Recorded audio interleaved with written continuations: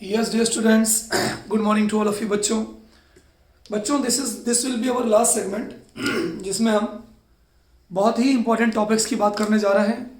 Temperature coefficient, activation energy, threshold energy, Arrhenius equations, what is the effect of temperature on activation energy, effect of catalyst on activation energy. तो बच्चों बहुत ही important ये जो segment है ये आपके लिए होने वाला है, बहुत ध्यान से सुनिएगा. चलिए शुरू करते हैं. सबसे पहले बच्चों हम बात करते हैं कि व्हाट इज टेम्परेचर कोएफिशिएंट, क्या होता है. व्हाट इज टेम्परेचर कोएफिशिएंट, या कभी कभी हमारे पेपर में क्वेश्चन पूछते हैं write note on temperature coefficient, है ना बच्चों, कि जो टेम्परेचर कोएफिशिएंट है, टेम्परेचर कोएफिशिएंट पर नोट लिखिए. देखो बच्चों, the ratio of rate constant at two different temperature. क्या होता है रेट कांस्टेंट, आपको मालूम है, के होता है रेट कांस्टेंट. तो the ratio of rate constant at two different temperature having a difference of 10 degree Celsius और 10 degree centigrade is called temperature coefficient. अगर मान लीजिए दो चीजें हैं, हमने इसके लिए भी रेट कांस्टेंट निकाला और इसके लिए भी रेट कांस्टेंट निकाला, और दोनों के बीच के अंदर जो टेम्परेचर का डिफरेंस है अगर वो 10 डिग्री सेंटीग्रेड होता है या सेल्सियस होता है, तो बच्चों हम उसे क्या बोलते हैं, हम उसे कहते हैं टेम्परेचर कोएफिशिएंट. क्लियर. तो हम ये लिखते हैं बच्चों, आंसर बहुत प्यारा आंसर है, the ratio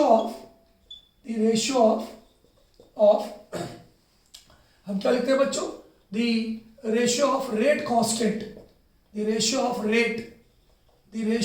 rate constant at two different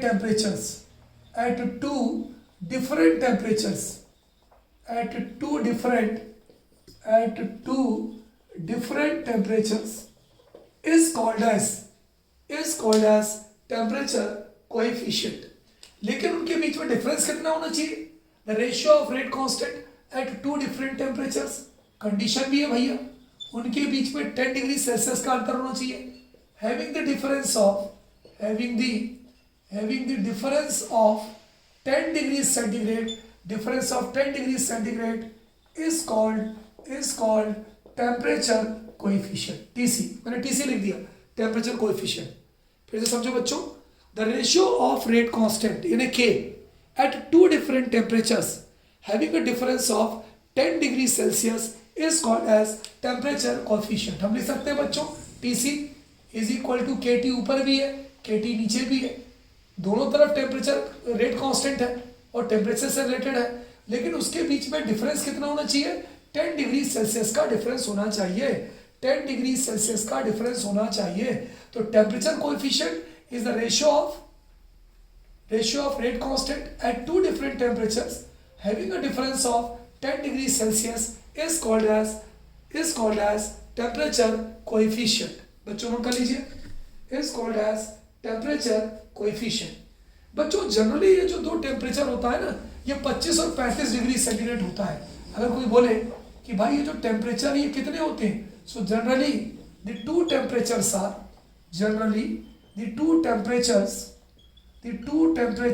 are 25 degree Celsius and 35 degree Celsius.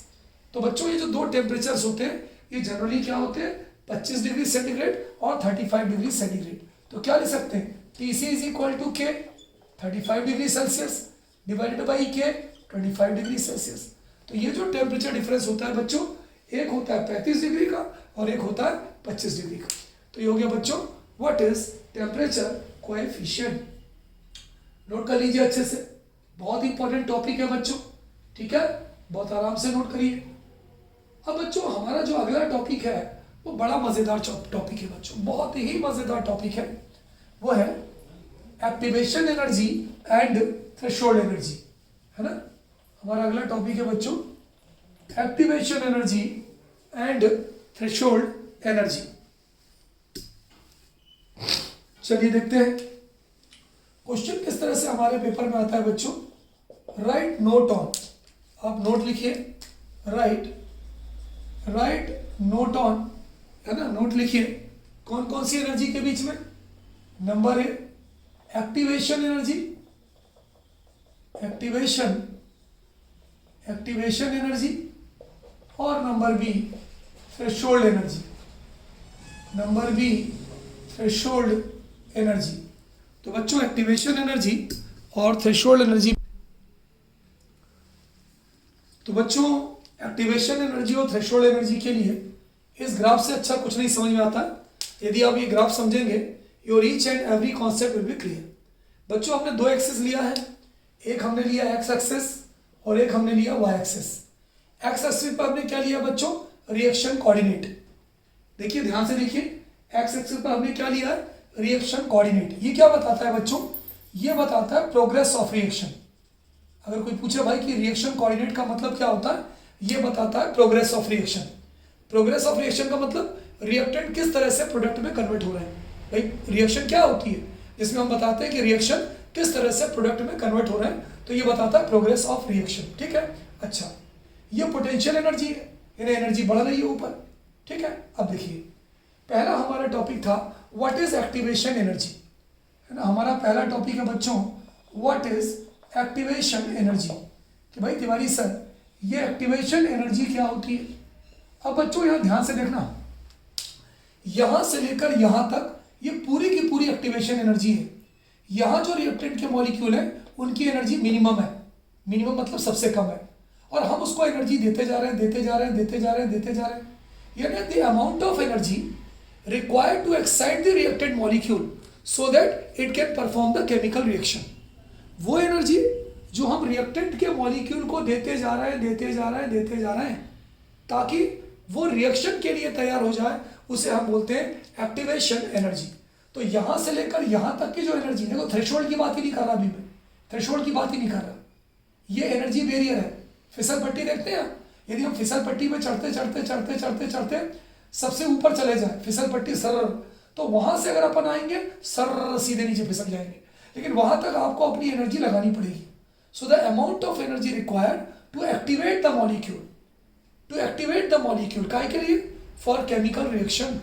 किसी भी मॉलिक्यूल को केमिकल रिएक्शन में पार्टिसिपेट करने के लिए, भाग लेने के लिए जितनी एनर्जी हम उसको प्रोवाइड करते हैं बच्चों, उसको हम बोलते हैं एक्टिवेशन एनर्जी। तो कोई अगर आपसे पूछे कि व्हाट इज एक्टिवेशन एनर्जी, तो बच्चों हम ये कह सकते हैं कि द अमाउंट ऑफ एनर्जी, यहाँ पे मैं देखिए डेफिनेशन लिख रहा हूँ बच्चों, the amount of energy supplied to the reactant molecule या required to activate the reactant molecule, the amount of energy required to activate। देखो यहाँ देखो ग्राफ में, देखो आप ग्राफ में समझ में आ रहा है, required to activate the reactant molecules, activate the reactant molecules is called activation energy, है ना, इज कॉल्ड एक्टिवेशन एनर्जी। वो एनर्जी जो रिएक्टेंट मॉलिक्यूल को एक्टिवेट होने के लिए चाहिए होती है, उसे हम एक्टिवेशन, उसे हम कौन सी एनर्जी कहते हैं बच्चों, उसे हम एक्टिवेशन एनर्जी कहते हैं। क्लियर हो गया। इसको डिनोट कैसे करते हैं, it is denoted by E.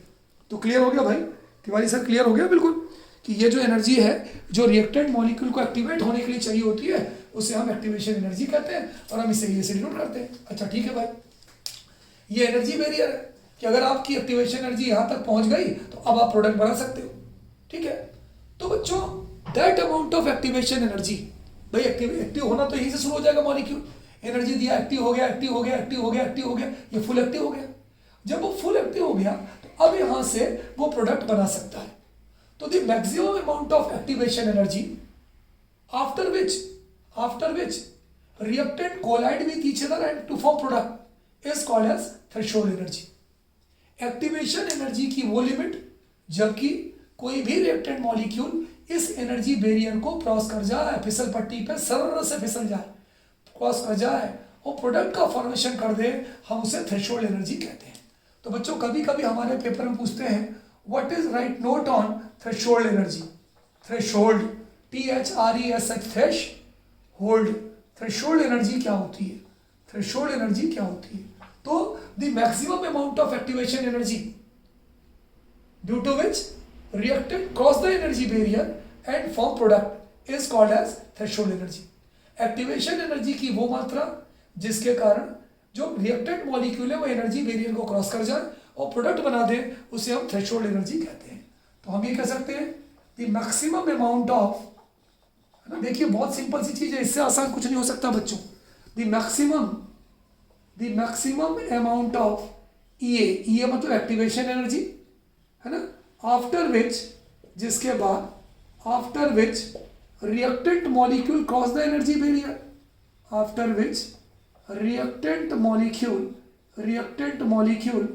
Cross the energy barrier, reactant molecule cross the energy barrier and form product, और प्रोडक्ट बना लेते हैं, एंड फॉर्म प्रोडक्ट, और वो प्रोडक्ट बना लेते हैं, is called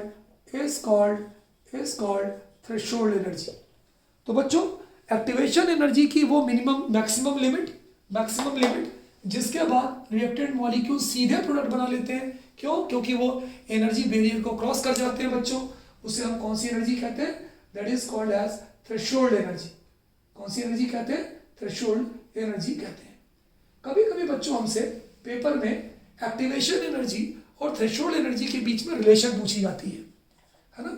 write down, paper में क्वेश्चन आता है बच्चों, हमारे पेपर में write down relation between, write down relation, किस किस के बीच में रिलेशन? ई मतलब एक्टिवेशन एनर्जी एंड ईटीएच मतलब थ्रेशोल्ड एनर्जी। हमारा क्वेश्चन ये है कि भाई एक्टिवेशन एनर्जी और थ्रेशोल्ड एनर्जी दोनों के बीच में क्या लिखो? रिएक्शन मतलब रिलेशन लिखो। तो बच्चों हम कह सकते हैं क्या? एक्टिवेशन एनर्जी यहां से यहां तक एक्टिवेशन एनर्जी है, क्या होगी? Is equal to threshold energy, यानी यहां तक की energy minus energy, minimum energy of reactant molecules, ETH minus minimum energy of, minus ये हो जाएगा मिनिमम एनर्जी ऑफ, माइनस ये छुप रहा है बच्चों, minus minimum energy of reactant molecules, minimum energy of reactant molecules. कितना इजी है बच्चों, कितना इजी है। फिर से सुनिए, क्या होती है एक्टिवेशन एनर्जी? किसी भी रिएक्टेंट के मॉलिक्यूल को रिएक्शन के लिए एक्टिवेट करने के लिए जो एनर्जी चाहिए उसे हम एक्टिवेशन एनर्जी कहते हैं। क्या होती है थ्रेशोल्ड एनर्जी? वो maximum amount of activation energy जिसके कारण रिएक्टेंट के मॉलिक्यूल एनर्जी बैरियर को क्रॉस कर जाए और प्रोडक्ट का फॉर्मेशन कर दे। ER मतलब एनर्जी ऑफ रिएक्टेंट, EP मतलब एनर्जी ऑफ प्रोडक्ट। देखिए दो रिएक्टेंट है, यहाँ प्रोडक्ट बना रहे, उसे हम थ्रेशोल्ड एनर्जी कहते हैं। क्या रिलेशन होती है एक्टिवेशन एनर्जी और थ्रेशोल्ड एनर्जी के बीच में? यहां से यहां तक आपकी एक्टिवेशन एनर्जी है, तो is equal to threshold energy minus minimum energy of reactant molecules.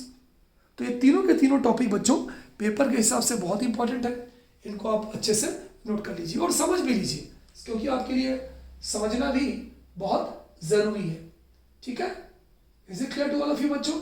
चलिए अब बच्चों हमारे पेपर में कभी कभी एक बहुत इंपॉर्टेंट टॉपिक पूछा जाता है, what is the effect of catalyst on the rate of reaction, है ना। क्योंकि मैंने अभी आपको ये डायग्राम बताया है, इसलिए यहीं के यहीं इस क्वेश्चन को आपको समझा देता हूं, है ना। क्योंकि भाई डायग्राम बना है, दोबारा हमें डायग्राम बनाना नहीं पड़ेगा, तो things will be clear to us, है ना। हमारा क्वेश्चन क्या है? बहुत बढ़िया क्वेश्चन है बच्चों, पेपर में आता है और ये कई बार एग्जाम में आ चुका है पेपर में। What is the effect of catalyst on the rate of reaction, है ना। क्वेश्चन बहुत इंपॉर्टेंट है, लिखते हैं भाई, क्वेश्चन करते हैं, क्वेश्चन देखते हैं। हमारा क्वेश्चन है बच्चों, जो हमारा क्वेश्चन है वो कहता है व्हाट इज दी, बहुत बढ़िया क्वेश्चन है, दैट्स अ बिग क्वेश्चन, बड़ा क्वेश्चन है बच्चों। हमारा क्वेश्चन है what is the effect of catalyst, catalyst का क्या इफेक्ट होता है? What is the effect of catalyst on the rate of reaction, on the rate of reaction, किसी भी रिएक्शन के रेट में कैटलिस्ट का क्या इफेक्ट होता है? किसी भी रिएक्शन के रेट में कैटलिस्ट का क्या इफेक्ट होता है? ये ग्राफ है बच्चों, तो इसीलिए मैंने इस क्वेश्चन को यहाँ सॉल्व कर दिया ताकि आपको ये क्लियर हो जाएगा। बच्चों कैटलिस्ट क्या होता है बताइए? आई एम योर कैटलिस्ट भाई, क्योंकि मैं आप पे मेहनत कर रहा हूँ, मैं आपको पढ़ा रहा हूँ ताकि आपकी परीक्षा में अच्छे अंक आए। योर पेरेंट्स, आपके फादर मदर, ये भी आपके कैटलिस्ट है, वो आपकी हेल्प करते हैं परीक्षा के दिनों में ताकि आपके अच्छे नंबर आए। तो catalyst are the chemical substance which doesn't take part in chemical reaction, chemical reaction में हिस्सा नहीं लेता, बट कैन इंक्रीज और decrease the rate of reaction.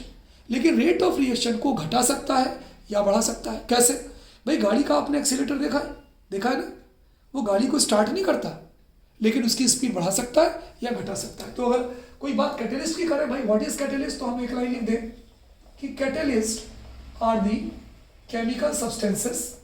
जो कैटेलिस्ट होते हैं ये केमिकल सब्सटेंस होते हैं which don't take part in chemical reaction, जो केमिकल रिएक्शन में हिस्सा तो नहीं लेते, which don't take part in chemical reaction में हिस्सा नहीं लेते हैं, बट कैन इंक्रीज और decrease the rate of reaction. But can increase कर सकते हैं या डिक्रीज भी कर सकते हैं, और डिक्रीज क्या, दी रेट ऑफ रिएक्शन। वो रेट ऑफ रिएक्शन को इंक्रीज बढ़ा भी सकते हैं और घटा भी सकते हैं। चलिए आगे बढ़ते हैं जी। हमारा प्रश्न तो ये नहीं था, ये हमने अपनी तरफ से लिख दिया कि भाई कैटेलिस्ट होता क्या है। हमारा क्वेश्चन कुछ और था कि रेट ऑफ रिएक्शन पर कैटेलिस्ट का क्या इफेक्ट पड़ता है। अब देखिए बच्चों, हमने यहाँ पे कैटेलिस्ट ले लिया, हमारा कैटेलिस्ट क्या करेगा, रेट ऑफ रिएक्शन को इंक्रीज करेगा, इंक्रीज करेगा तो क्या होगा, देखिए ग्राफ देखिए, ये देखिए ग्राफ हो रहा है, ये जो मैं ब्लू कलर के पेन से बना रहा हूं ये हमारा ग्राफ है, ये जो मैं ब्लू कलर के पेन से बना रहा हूं ये हमारा ग्राफ है। बच्चों इसने क्या किया, कैटेलिस्ट ने क्या किया, बताइए। ऊपर वाली जो तुम्हारी कंडीशन है ये पहली वाली कंडीशन है, ऊपर वाली जो कंडीशन है ये पहली वाली कंडीशन है, पाथ फॉलोड बाय अनकैटेलाइज्ड सब्सटेंस। ऊपर वाली जो रिएक्शन है ना, ये क्या है, ये वाली जो जगह है, चलिए मैं इसको मिटा देता हूं, ये वाली जो जगह है वो क्या है, पाथ फॉलोड बाय अनकैटेलाइज्ड रिएक्शन, जिसमें हमने कैटेलिस्ट यूज नहीं किया है, अनकैटेलाइज्ड रिएक्शन ऊपर वाला। और ये जो ब्लू वाली लाइन मैंने बनाया है, ये जो नीचे आ रही है ब्लू वाली लाइन, थोड़ा और नीचे कर दें इसको, थोड़ा सा इस ब्लू लाइन को हम और नीचे कर दें बच्चों, ये लीजिए कर दिया। ये क्या है, ये path followed by catalysed reaction. ये जो नीचे मैंने कर दिया ये क्या है बच्चों, ये path followed by catalysed reaction, catalysed reaction. ऊपर हमने कैटेलिस्ट नहीं लिया, तो बच्चों जब हमने कैटेलिस्ट नहीं लिया तो ये बताइए एक्टिवेशन एनर्जी कम थी कि ज्यादा थी। तिवारी सर अगर आपने कैटेलिस्ट नहीं लिया था तो आपकी एक्टिवेशन एनर्जी बहुत ज्यादा थी, आपकी एक्टिवेशन एनर्जी ज्यादा थी। लेकिन अगर हमने इसी रिएक्शन में कैटेलिस्ट ले लिया, path followed by catalysed reaction, तो जब कैटेलाइज्ड रिएक्शन ले लिया तो हमारी एक्टिवेशन एनर्जी क्या हो गई, बढ़ गई कि घट गई। तिवारी सर हमारी एक्टिवेशन एनर्जी कम हो गई। तो अब क्या होगा, मॉलिक्यूल को रिएक्शन में पार्टिसिपेट करने के लिए, एक्टिवेट करवाने के लिए आपको कम एनर्जी देनी पड़ेगी कि ज्यादा एनर्जी देनी पड़ेगी। तिवारी सर हमें कम एनर्जी देनी पड़ेगी।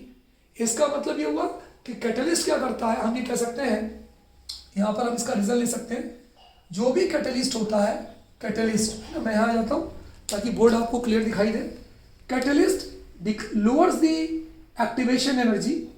कैटेलिस्ट का काम क्या है, यहाँ पे lowers the activation energy of reactant molecules. Activation energy किसका भाई, किसकी एक्टिवेशन एनर्जी को कम करता है भाई बताओ, lowers the activation energy of reactant molecules, reactant molecules है ना। जो कैटेलिस्ट क्या करता है बच्चों बताओ, कि जो रिएक्टेंट मॉलिक्यूल्स है उसकी एक्टिवेशन एनर्जी को क्या करता है, लोअर्स करता है कि नहीं करता, है ना। By decreasing the activation energy, lowers the activation energy of reactant molecules so that product can be formed easily, so that product can be formed easily, ताकि जो हमारा प्रोडक्ट है वो आसानी से बन जाए। तो catalyst lowers down the energy of reactant molecule so that product can be formed easily, है ना, by crossing the energy barrier, तो बच्चों ये इसका आंसर हो जाएगा। इसका आंसर दो लाइन में होगा कि what is the effect of catalyst on rate of reaction. तो we can say that catalyst lowers down the activation energy, उस एक्टिवेशन एनर्जी रिएक्टेंट मॉलिक्यूल कम कर देता है, so that product can be formed easily by crossing the energy barrier early. पहले energy barrier को cross करने के लिए इसको ज़्यादा एनर्जी देनी पड़ती थी एनर्जी बैरियर को क्रॉस करने के लिए, लेकिन क्या होगा कि जब कैटलिस्ट जो होगा वो एक्टिवेशन एनर्जी को कम कर देगा, इसलिए जल्दी से एनर्जी बैरियर क्रॉस कर जाएगा। तो एनर्जी बैरियर जल्दी क्रॉस कर जाएगा तो क्यों यहाँ पर less amount of product form is more amount of product is form, more amount of product form, ज़्यादा फॉर्म होगा। तो ये था बच्चों effect of catalyst on the rate of reaction. Note कर लीजिए, ग्राफ के माध्यम से बहुत मजेदार समझ में आएगा बच्चों ये चीज़ आपको। भाई कैटलिस्ट क्या करेगा, रिएक्शन एक्टिवेशन एनर्जी कम कर देगा, एक्टिवेशन एनर्जी कम कर देगा तो क्या होगा कि वो जो एनर्जी बैरियर को क्रॉस करने के लिए उसको ज़्यादा एनर्जी देना पड़ती थी कम देनी पड़ेगी। वो प्रोडक्ट धीमी गति से बनाता था, प्रोडक्ट तेज गति से बनाएगा। तो ऑब्वियसली अगर प्रोडक्ट तेजी गति से बनाएगा मोर प्रोडक्ट इज फॉर्म, तो मोर प्रोडक्ट फॉर्म होगा तो क्या होगा, हम ये कह सकते हैं तिवारी सर कि रेट ऑफ रिएक्शन इंक्रीजेस, है ना। यहाँ पर रेट ऑफ रिएक्शन इंक्रीज होगी। हर वो चीज़ जो ज़्यादा प्रोडक्ट का फॉर्मेशन करेगा वो रेट ऑफ रिएक्शन को बढ़ाएगा। नोट कर लीजिए, बहुत इंपॉर्टेंट क्वेश्चन है बच्चों, बहुत important question.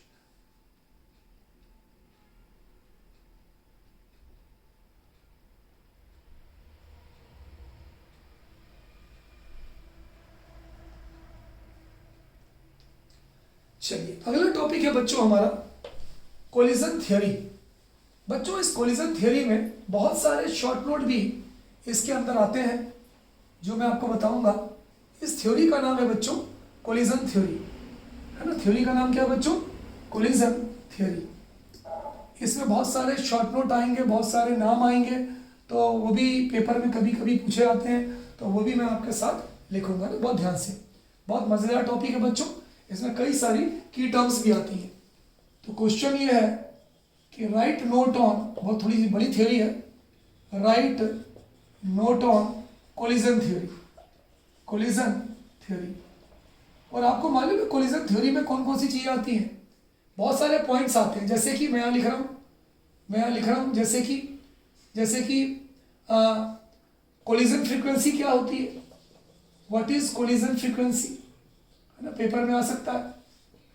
What is collision frequency, है ना, पेपर में ये आ सकता है। What is probability factor, probability factor क्या होता है, what is probability factor, what is probability factor, है ना। और स्टेरिक फैक्टर, प्रोबेबिलिटी फैक्टर या स्टेरिक फैक्टर क्या होता है, ये भी पेपर में आ सकता है। तो ये कोलिजन फ्रीक्वेंसी थ्योरी से ये दो चीज़ें जुड़ी हैं कि कोलिजन फ्रीक्वेंसी क्या होती है और प्रोबेबिलिटी फैक्टर क्या होती है। बच्चों ये जो कोलिजन थ्योरी है ये जो बेस्ड है वो है kinetic molecular theory of gases. अगर कोई बोले कि भाई ये किस पर बेस्ड है, तो हम ये कह सकते हैं point number 1, based on kinetic molecular theory of gases. Kinetic molecular theory of gases पर बेस्ड है, kinetic molecular theory of gases पर बेस्ड है। बच्चों इसके बहुत सारे पॉइंट्स हैं। पहला पॉइंट क्या कहता है, बहुत ध्यान से सुनिएगा, मजा आएगा, एक एक पॉइंट में मजा आएगा। पहला पॉइंट कहता है बच्चों इसका कि reactant molecule are considered as solid spheres, है ना। मैं इसके पॉइंट बता रहा हूं, एक बार में याद होगा बच्चों, एक बार में। जो रिएक्टेंट के मॉलिक्यूल्स हैं वो एक सॉलिड स्फीयर के रूप में रहते हैं, solid spheres, and when they collide with each other then chemical reaction takes place. तो ये कह रहे हैं कि भाई पहला पॉइंट इसका कहता है कि जो रिएक्टेंट के मॉलिक्यूल हैं वो सॉलिड स्फीयर के रूप में रहते हैं, गोले के रूप में रहते हैं, और जब वो टकराते हैं ना तो केमिकल रिएक्शन होती है, पुराने बॉन्ड टूटते हैं, नए बॉन्ड बनते हैं। तो हम पहला पॉइंट ये कह सकते हैं, पहला पॉइंट इसे कह सकते हैं कि रिएक्टेंट मॉलिक्यूल्स जो होते हैं आर सॉलिड स्फीयर्स। ये कैसे होते हैं बोलो, सॉलिड स्फीयर्स होते हैं, है ना। मेन पॉइंट ये है सॉलिड स्फीयर्स होते हैं, है ना, and collide during chemical equation, and collide during reaction. ये पहला पॉइंट हो गया। बोलो भाई पहले पॉइंट में कोई दिक्कत हो, तिवारी सर बिल्कुल दिक्कत नहीं है, आपने तो बता दिया कि reactant molecule are considered as solid spheres, और जब वो टकराते हैं ना तो केमिकल रिएक्शन होती है। तो reactant molecules are solid spheres and collide during reaction. कोई दिक्कत? चलिए भाई अगला पॉइंट पढ़ते हैं। अगले पॉइंट में बच्चों ये वाला टॉपिक आता है जिसे हम बोलते हैं कोलिजन फ्रीक्वेंसी। क्या बोलते हैं बोलो? Collision frequency. अगले पॉइंट में आता है पॉइंट नंबर 2। पॉइंट नंबर 2 में बच्चों ये टॉपिक आता है जो मैंने लिखा है कोलिजन फ्रीक्वेंसी। भाई क्या होती है collision frequency? Collision collision collision frequency क्या होती है भाई? कोलिजन फ्रीक्वेंसी देखो बच्चों, number of collision between reactant molecules per unit volume per second in reaction mixture is called collision frequency. मतलब हम ये कह सकते हैं नंबर ऑफ कोलिजन, कोलिजन समझते हो टक्कर, नंबर ऑफ कोलिजन किसके बीच में? Between reactant molecules, reactant molecules के बीच में, रिएक्टेंट मॉलिक्यूल्स के बीच में। पर ये जो लाइन खींच रहा हूं इसका मतलब होता है पर यूनिट वॉल्यूम, पर यूनिट वॉल्यूम पर सेकेंड, पर unit volume per second is called collision frequency, is called collision frequency. कहाँ से डिनोट करते हैं बच्चों इसको? Z से डिनोट करते हैं। कहाँ से डिनोट करते हैं? Z से डिनोट करते हैं। अगर मान लो बच्चों हमारे दो रिएक्टेंट के जो मॉलिक्यूल है, एक A है और एक B है। भाई मान लो कोई हमारी केमिकल रिएक्शन है और जिसमें जो दो रिएक्टेंट के मॉलिक्यूल हैं, एक A है और दूसरा B है, तो क्या होगा? तो ये होगा Z हमारा जो फार्मूला बनेगा बच्चों वो बनेगा ZAB, है ना? वो बनेगा ZAB मतलब कोलिजन फ्रीक्वेंसी है। कोलिजन फ्रीक्वेंसी को हम Z लिखते हैं तो ये बनेगा ZAB। यहाँ पे हम लिख सकते हैं rate of reaction, rate of, ध्यान से सुनिएगा बहुत इंपॉर्टेंट चीज है बच्चों। अगर हमारे रिएक्टेंट मॉलिक्यूल जो टकरा रहे हैं वो कोलिजन फ्रीक्वेंसी को कैसे शो करते हैं? Z से। तो इस कंडीशन में बच्चों जो हमारी रेट ऑफ रिएक्शन बनेगी वो क्या बनेगी? बताओ भाई Tiwari sir, rate of reaction क्या बनेगी? वो रेट ऑफ रिएक्शन हमारी बनेगी ZAB E minus EA upon RT। ये बनेगा हमारा फार्मूला देख लो भाई, rate of reaction is equal to ZAB है ना, AB की पावर E, AB की पावर में है बच्चों ZAB, ये ZAB है की power E minus EA upon RT। ये जो Z है ये कोलिजन फ्रीक्वेंसी है। किस किस के बीच में बच्चों? A और B के बीच में। ठीक है, अगर कोई आपसे पूछे ZAB क्या है, कोई अगर आपसे पूछे कि तिवारी सर ZAB क्या है, तो हम ये कह सकते हैं collision between reactant molecule A and B। Collision frequency between reactants A and B।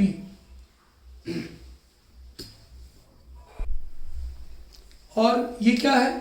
ZAB क्या है? Collision frequency between reactants A and B। अब ये क्या है भाई? E minus EA upon RT क्या है? ये है बच्चों फ्रैक्शन ऑफ एनर्जी, है ना, fraction of molecules having energy. ये क्या है बच्चों? ये है fraction of molecules, fraction of molecules having energy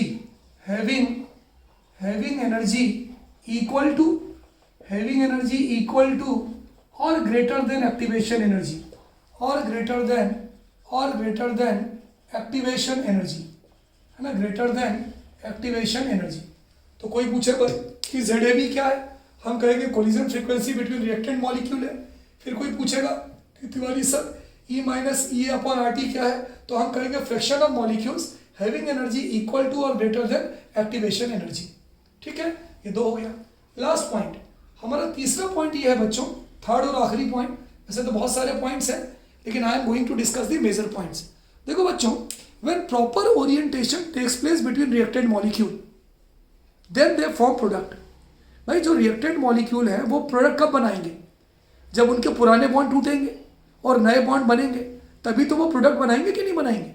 तो उसके लिए उनके बीच में प्रॉपर ओरिएंटेशन होना चाहिए।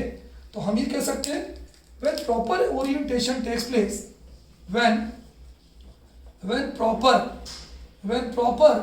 orientation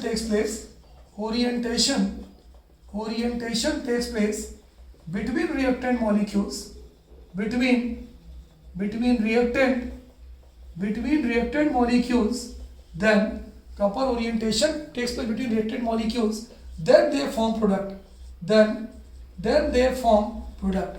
वो हमेशा प्रोडक्ट नहीं बनाते, प्रोडक्ट बनाने के लिए भी बच्चों उनके बीच में प्रॉपर ओरिएंटेशन का होना जरूरी है, तभी तो ये प्रोडक्ट बनाएंगे, देन दे फॉर्म प्रोडक्ट। ठीक है, ठीक है। अब इस प्रॉपर ओरिएंटेशन को कहाँ से डिनोट करते हैं? It is denoted by P. Proper orientation को हम पी से डिनोट करते हैं। पी के बच्चों नाम भी होते हैं। पी को हम बोलते हैं प्रोबेबिलिटी फैक्टर। पी को क्या बोलते हैं?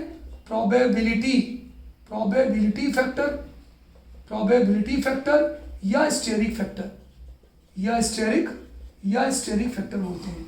P is called as probability factor और स्टेरिक फैक्टर। इसलिए ये जो हमारा फार्मूला था, ये हमारा फार्मूला चेंज हो जाता है। क्या हो जाता है? Rate of reaction is equal to P, P जुड़ गया, P Z into A B E की power minus E A upon R T. पहले हमारा फार्मूला क्या था? Z A B E minus E N upon R T. लेकिन कोई भी रिएक्टेंट के मॉलिक्यूल प्रोडक्ट कब बनाते हैं? जब उनके बीच में प्रॉपर ओरिएंटेशन होता है। ठीक है, तो यहाँ पर when proper orientation takes place between reactant molecules then they form product. इसको कहाँ से डिनोट करते हैं? पी से। और यही प्रॉपर ओरिएंटेशन कहलाता है प्रोबेबिलिटी फैक्टर या स्टेरिक फैक्टर। तो जो हमारी इक्वेशन थी rate of reaction is equal to Z A B E minus E N upon R T, इसमें पी जुड़ गया। कोई दिक्कत? तो बच्चों ये जो पूरी की पूरी थ्योरी है, इस थ्योरी को हम बोलते हैं कोलिजन थ्योरी, है ना। इसको अच्छे से पॉज करिए और इसे नोट कर लीजिए। कभी कभी बच्चों हमारे पेपर में क्वेश्चन आता है what is the limitation of collision theory.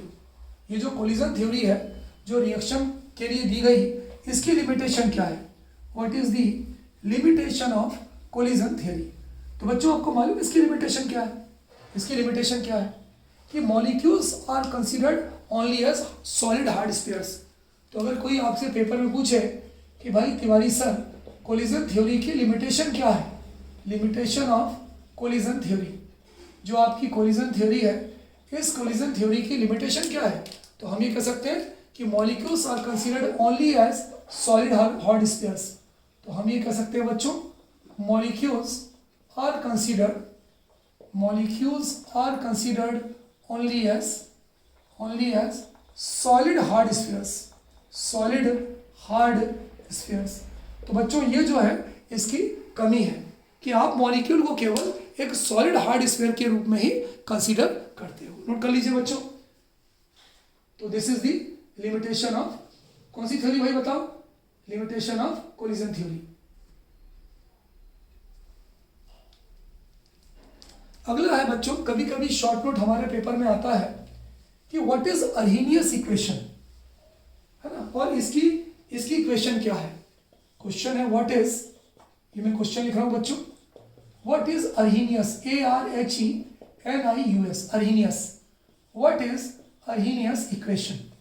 अर्हीनियस equation क्या होती है, लिख के बताओ। तो बच्चों scientist Arrhenius gave a qualitative relationship between rate constant of reaction k is equal to AE minus EA upon RT and temperature of reaction। rate constant और temperature of reaction किसके लिए? for homogeneous gaseous reaction। तो ऐसी equation को हम अर्हीनियस equation कहते हैं। देखो बच्चों इसका आंसर क्या है? इसका आंसर है साइंटिस्ट अर्हीनियस, उनका नाम था अर्हीनियस, gave a quantitative लिखना इसलिए है क्योंकि ये सब्सटेंस के क्वांटिटी से रिलेटेड करता है, इसलिए लिखना जरूरी हो जाता है बच्चों। gave a quantitative relationship, है ना। gave a quantitative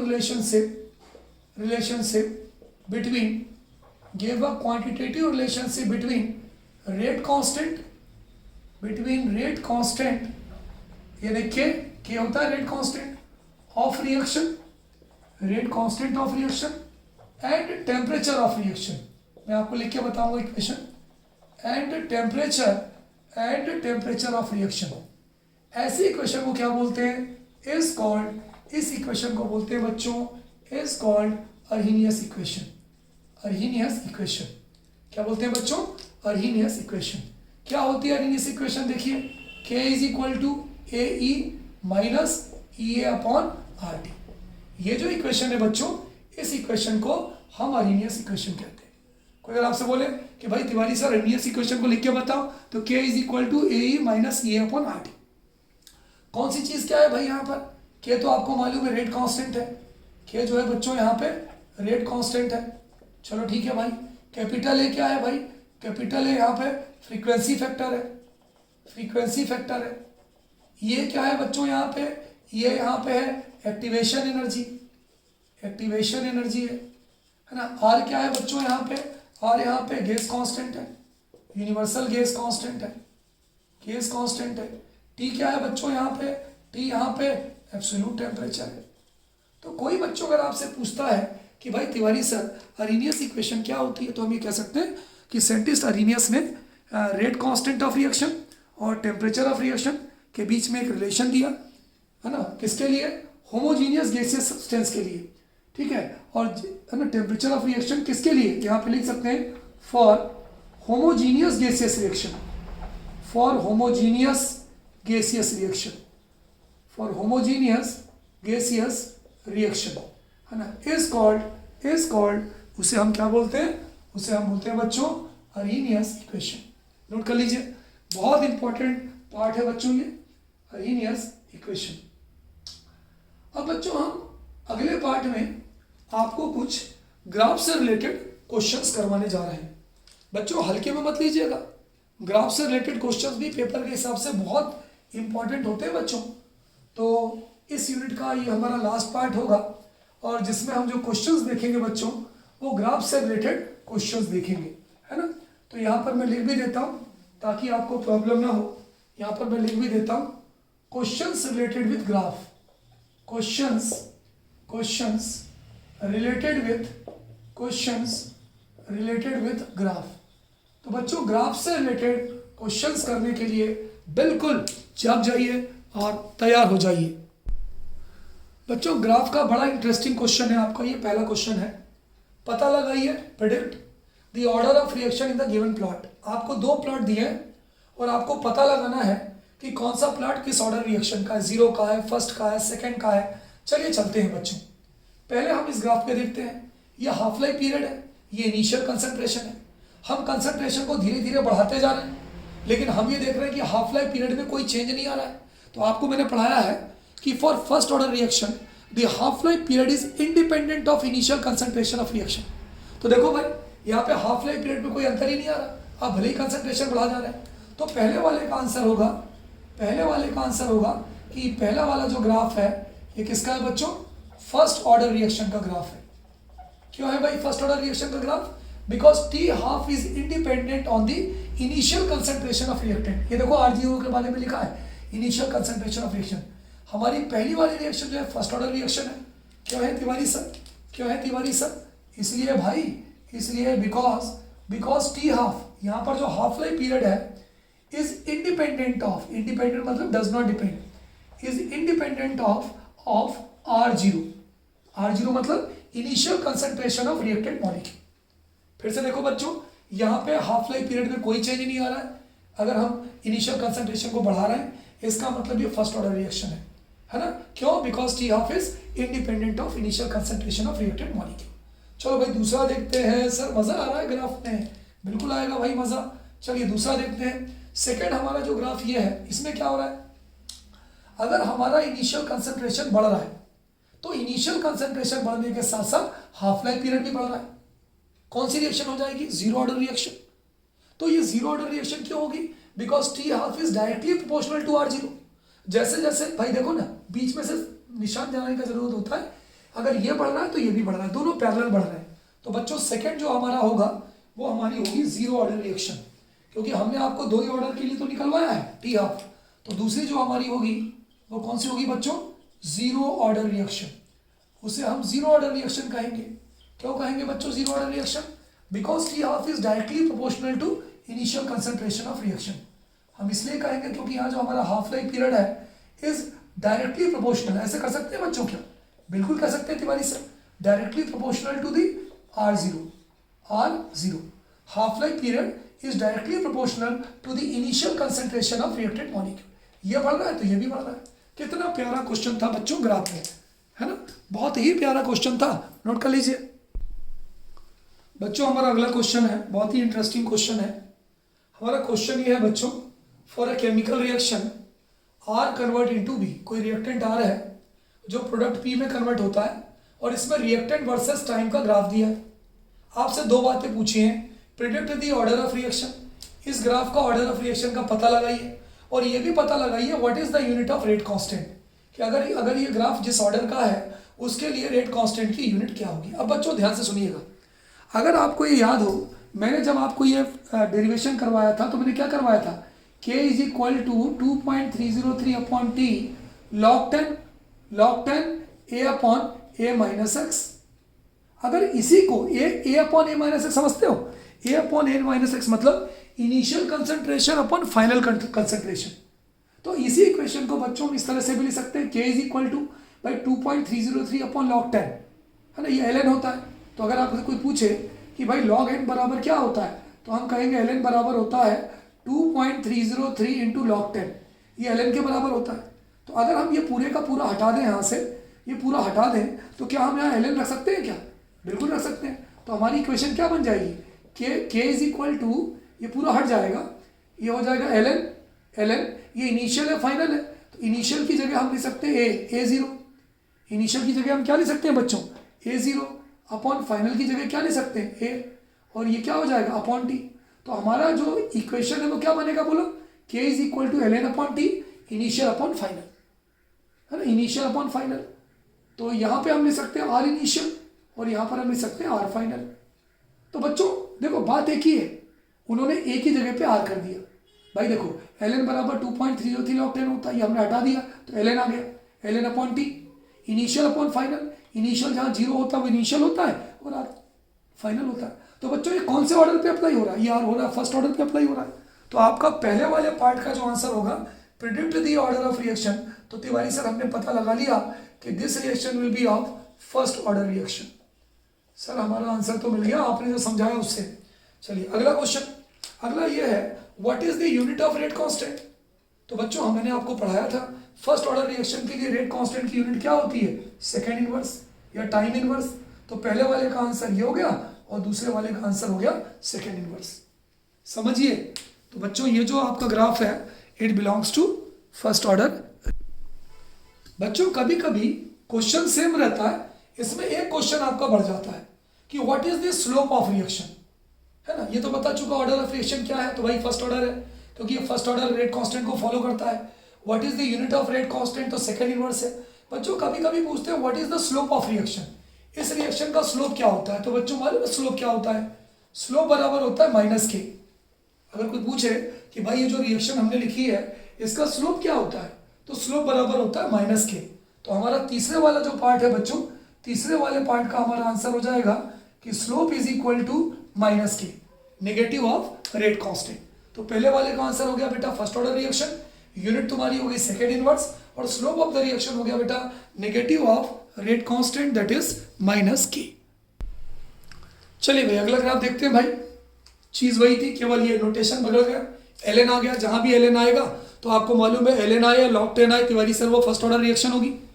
अब यहाँ पे ln नहीं है, यहाँ पे ln नहीं है तिवारी सर, समझ में आ गया ये जीरो ऑर्डर होगी। क्यों, देखिए भाग तो गए हम फिर भी क्यों।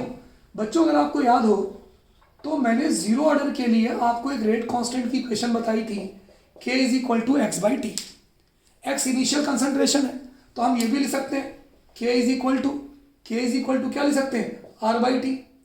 भाई है तो रिएक्टेंट से रिलेटेड ना, है तो रिएक्टेंट से रिलेटेड। इसका मतलब कहीं ना कहीं हमें ये समझ में आता है कि ये जो ऑर्डर ऑफ रिएक्शन है जिसका जो ग्राफ बना है वो हमेशा जीरो ऑर्डर का है। तो आपका जो आंसर हो रहा है उसके अंदर जो पहले वाले का आंसर है वो हो जाएगा तिवारी सर, ये जो ग्राफ होगा ये जीरो ऑर्डर रिएक्शन का ग्राफ होगा। बिल्कुल सही। स्लोप ऑफ द रिएक्शन, बच्चों हमेशा ध्यान रखिएगा किसी भी रिएक्शन का जो स्लोप होता है वो हमेशा माइनस के होता है, ये हमेशा ध्यान रखना। जो नीचे स्लोप आता है क्योंकि रेट कांस्टेंट घटेगा, तो यहाँ पर दूसरे वाले का हमारा आंसर होगा कि जो स्लोप ऑफ द रिएक्शन होगा वो होगा minus K, negative of rate constant. Write down the unit of rate constant. बच्चों जीरो के लिए तो रटी होनी चाहिए, जीरो के लिए क्या होती है यूनिट तिवारी सर, जीरो के लिए यूनिट होती है mole into litre inverse into second inverse. बच्चों यूनिट को अच्छे से कर लीजिएगा, मैंने आपको फार्मूला बताया था, याद है? मोल पर litre 1 - n into time inverse. आप याद करिए, मैंने आपको ये फार्मूला दिया था रेट कांस्टेंट की यूनिट निकालने के लिए। क्या दिया था? फिर से लिखता हूँ, मोल पर लीटर, यहाँ पे ये था 1 - n, और ये था आपके सेकेंड इनवर्स। ये आपको एक बहुत बढ़िया फार्मूला दिया था जिससे आप रेट कांस्टेंट की यूनिट निकाल सकते हो। अगर जीरो है तो यहाँ जीरो रख दो, फर्स्ट ऑर्डर है तो 1 रख दो, सेकेंड ऑर्डर है तो 2 रख दो, थर्ड ऑर्डर है तो 3 रख दो। तो बच्चों बाय द वे अगर हम इस क्वेश्चन के आंसर को देखें तो ऑर्डर ऑफ रिएक्शन यहाँ पर कौन सी हो जाएगी? ये हो जाएगी आपके zero order reaction. Slope of the reaction क्या हो जाएगी बच्चों? ये हो जाएगी -k। Unit of rate constant क्या हो जाएगी बच्चों? Mole into litre inverse into second inverse. ठीक है, नोट कर लीजिए इसको। बच्चों ये आपका क्वेश्चन है, write down the information obtained from the graph. ये आपको ग्राफ बना के दिया है और उन्होंने आपसे पूछा है कि ये ग्राफ आपको क्या बता रहा है। ये कंसंट्रेशन बढ़ रहा है, ये टाइम बढ़ रहा है। तो आप देखिए क्या बता रहा है, समय के साथ रिएक्टेंट की क्वांटिटी कम होती है, बिल्कुल सही सर, और समय के साथ प्रोडक्ट की क्वांटिटी बढ़ती है। अगर मान लीजिए मैं कोई एक रिएक्शन लिखूं, मान लीजिए मैंने कोई एक आपके सामने एक रिएक्शन लिखा, मैंने लिखा A convert into B, A convert into B. A क्या है आपका? ए आपका रिएक्टेंट है, और बी क्या है आपका? बी आपका प्रोडक्ट है। तो जैसे जैसे रिएक्शन प्रोसीड होगी, ए की क्वांटिटी क्या होगी? कम होगी, और बी की क्वांटिटी क्या होगी? बढ़ेगी। यानी दोनों के कंसंट्रेशन में चेंज आ रहा है, change in the concentration with a change in time. तो ये क्या है ना, तो this is called as rate of reaction. तो ये ग्राफ क्या बताता है? ये बताता है with the as the reaction proceed, है ना, ये बताता है एज द रिएक्शन प्रोसीड, जैसे जैसे रिएक्शन होती है, the concentration of reactant molecules, the concentration of reactant molecules decreases. Reactant molecule का जो कंसंट्रेशन है वो कम होता है, and the concentration of product molecule increases, and the concentration of product molecule increases। ये किस पर बेस्ड है बच्चों? This is rate of reaction. This indicates, ये किसको इंडिकेट करता है? दिस इंडिकेट्स दी, मजा आ गया बच्चों, this indicates the rate of reaction. और रेट ऑफ रिएक्शन क्या कहता है? वही तो कहता है, change in the concentration of reactant और product with unit time interval. ये क्या कहता है? रेट ऑफ रिएक्शन की डेफिनेशन क्या है? रेट ऑफ रिएक्शन की डेफिनेशन है बच्चों, change in the concentration of reactant और product in unit time interval. Change in the concentration of reactant और product in unit time interval, तो बच्चों पेपर में आप ये आंसर लिख देंगे तो भी सही है, मैंने इसके आपको 2 आंसर बता दिए, और आप ये आंसर लिख देंगे तो भी सही है। ठीक है, तो पहला आंसर क्या बताया कि रिएक्टेंट लिख दीजिए, प्रोडक्ट में कन्वर्ट करवा दीजिए, और आप बता दीजिए कि जैसे जैसे रिएक्शन प्रोसीड होती है, ये देखिए रिएक्टेंट की मात्रा कम हो रही है, ये देखिए, और जो प्रोडक्ट आपका बन रहा है उसकी मात्रा बढ़ रही है। This indicate rate of reaction, सही ना। और अगर आपको इतना बड़ा नहीं लिखना है तो आप लिख दीजिए कि according to rate of reaction this graph shows that change in the concentration of reactant और product in unit time interval, कि रिएक्टेंट का कंसंट्रेशन घटता है, प्रोडक्ट का बढ़ता है। नोट कर लीजिए। तो बच्चों इस तरह से इस यूनिट में, in this unit I told you about so many things, है ना, एक बहुत बड़ी जर्नी जो हमने इंपॉर्टेंट क्वेश्चंस की बाहर से ला दी इस यूनिट में। हमने यहाँ तक पहुँच गए कि हमें जो है आपके लिए 5 पार्ट बनाने पड़े, क्योंकि because what is our aim is to get 99% और 100% marks in our annual examination. तो बच्चों इसके लिए हमें थोड़ी मेहनत करनी पड़ेगी, और यहाँ पर जो मैंने वीडियोस बनाए हैं ये इतने सिंपल हैं, इतने इजी हैं कि यदि आप कॉपी किताब अगल बगल रख दें और सीधे आप इसमें कंसंट्रेट करें तो there is no need of any notes और anything, you can easily score 90+ marks in your subject. ठीक है, प्रैक्टिस करिए करते रहिए। Okay students, good day to all of you बच्चों, बाय बाय।